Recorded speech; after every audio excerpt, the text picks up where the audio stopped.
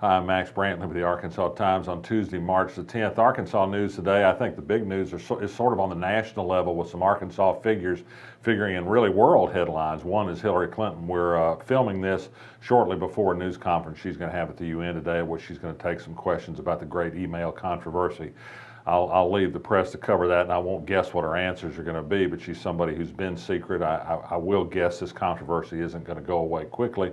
I also think she and her husband have been in tougher situations than this, and a controversy about whether she's been fast enough to release emails that she wrote while she was Secretary of State to Lewinsky, Whitewater, and other days. I think we're a good bit worse than this. She's fire tested.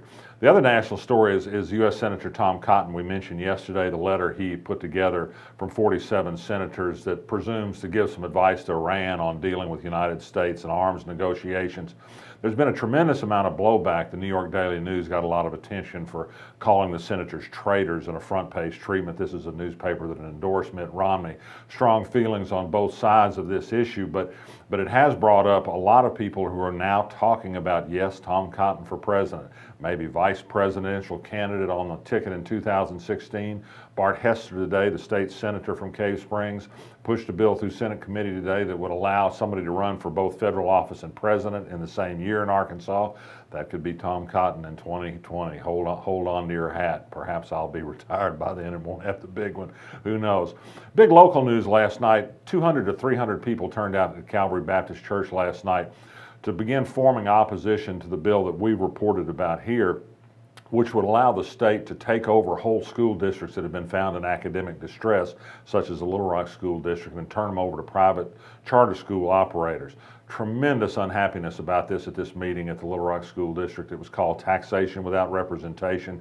It was called a Walton and Company takeover of public education for the fact that the Walton Family Foundation is paying the salaries of lobbyists, are pushing hard for this bill.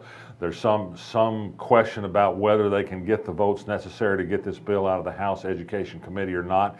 It'll be close. It will depend on whether they can produce enough blandishments to a couple of Democratic members of this committee to vote for this bill to get it out. If they get it out, I think it passes. If it passes, it's the end of public education as we know it in Little Rock. Once made into charter schools, they would never be returned to local control. It's really an unbelievable set of circumstances that are unfolding, and I encourage you to take a close look. Lots of new bills were filed yesterday. As I mentioned, yesterday was a filing deadline. Hundreds of bills. Maybe the meanest gay discrimination bill yet was filed by Kim Hammer. It said that any commercial business, if they disapprove of somebody's wedding, of course he's talking about gay people, but he might be a Catholic who disapproves of divorced people getting married, or perhaps a true believer who thinks you should marry only if you're able to bear children, that you could deny commercial services to them. So I'm calling it the No Wedding Cake for Queers Act in a tongue-in-cheek way. This is some awful stuff going on. We rose to 11 now, the number of bills that have been filed to restrict abortion rights or otherwise mess with women's gynecological business. There was at least one of these that actually is to discourage women who are in community college from getting pregnant, although there's no mention of contraceptives for them. I assume they have a lot of classes where they'll tell them to please just say no to sex. Gosh, there were bills filed that would look to roll back U.S. history standards, that would delay imposition of new science teaching standards. One bill to end daylight saving time in Arkansas, and that seems to have a lot of support. There was one little piece of mischief filed by Representative John Walker. And while it was personally intended, and you can call it mean if you want, it actually raises a point that's worth talking about. State Representative John Walker, who's feuded with Dexter Suggs, the Little Rock school superintendent, filed a bill that said to be a school superintendent in Arkansas of a district with 1,000 or more students, you have to have scored at least a 16 on the ACT test. Now, this is not a high score. The reason he did this is he took a deposition from Dexter Suggs in a personnel lawsuit in which Dexter Suggs swore under oath that he'd scored somewhere between a 13 and a 15 on the ACT test. That's in the bottom 10% of scores. To his credit, he went on and got a doctor's degree. He says he got a nearly perfect score on the graduate record exam after barely being able to get his name right on the ACT test. So it does show you can achieve things. He became a $200,000 a year school superintendent despite that ACT score. And I think this is worth pointing out because the legislature is on the verge of passing a bill that will prohibit giving lottery scholarships to students who score below a 19 on the ACT. So it's okay to pay a school superintendent $250,000 a year, scored a 13. but a kid who scores an 18, maybe missed one question that kept him away from a 19, he can't get a scholarship that might make the difference between him becoming a school superintendent or just being a day laborer. It's a funny business when we get all wrapped up in what test scores are and aren't. Leslie Rutledge, the Attorney General, was successful in intervening in a lawsuit to fight an EPA rule to reduce carbon emissions from electric power plants. Sierra Club has said again that Leslie Rutledge is missing the point about what could be better for Arkansas in the long run. Probably the silliest bill of the season is in Senate committee now. That's Jason Rapert's bill that would allow the Secretary of State, Mark Martin, and I'm sure allow is not the right word, he would hurry to do it, to put up a Ten Commandments monument on the state capitol ground. Rapert, the lawyer, he's not a lawyer, thinks that court decisions will support this. There's actually sort of some complicated law on this. I'm not sure it would be legal. There would almost certainly be a lawsuit, another chance for Jason Rapert to grandstand, and boy, he does like that. Are we in a post-race America? Some things have arisen this week that brings that into question.